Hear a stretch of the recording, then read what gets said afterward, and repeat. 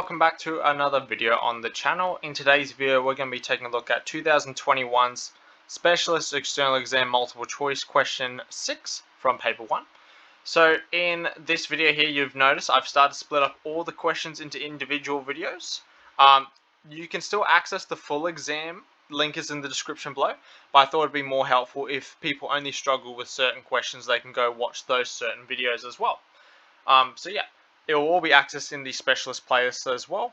And if you need a external exam bundle pack for specialists, link is also in the description below. As an extra resource if you run our practice externals, that one's pretty hard that I've made, and it also comes with full work solutions as well. Okay. Alright, so let's get straight into question 6 here, okay? So question 6 is a complex number question, obviously, okay? So the subset of the complex plane that represents this for complex values is, and they have this here. So what we've got to understand is what this actually means, okay?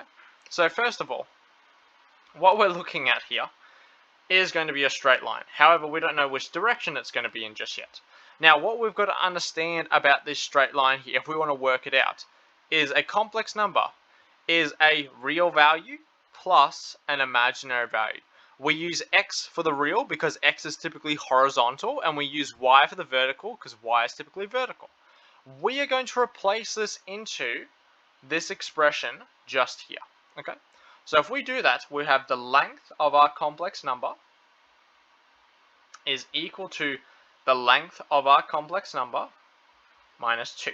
What you then want to do is group the real and imaginary terms. So here, you're going to group nothing here, but what you will do here is you'll group the real terms. So you'll write that as x minus 2 plus y, oh, what's going on there? Let's get rid of that, yi, and you'll find the length of that. Now, to find the length of a complex number, you just square each of the terms and then square root it. So we'll have the square root of x squared plus y squared equals the square root of x minus 2 squared plus y squared. You don't need to include the I at all because I is already built into the imaginary axis. Cancel out the square root. So x squared plus y squared equals x minus 2 all squared plus y squared. You can cancel out the y values, okay? We'll then expand that bracket down there. So what I'll do is I'll get rid of this here and move this up here. If you need that working, just rewind the video. So x squared is equal to, here, if I expand that, that'll give you x squared minus, what would that be? 4x plus 4, okay? Way I did that was I split it into two of these and multiplied it out like this. X times that, times that, times that. So the x times the x gives you the x squared. The x times minus 2 twice, because you have it here and you have it here, will give you the minus 4x, and then negative 2 times negative 2 is positive 4, so that's where we get that one from. The x squareds cancel out, so you get, well, technically 0 is equal to minus 4x plus 4. Move the 4 across, minus 4 is equal to minus 4x. So here you get 1 is equal to x. What does this represent? Okay, if you had this on a Cartesian plane, y and x, you're going to graph it whenever x is equal to 1. X is equal to 1 is right here, okay?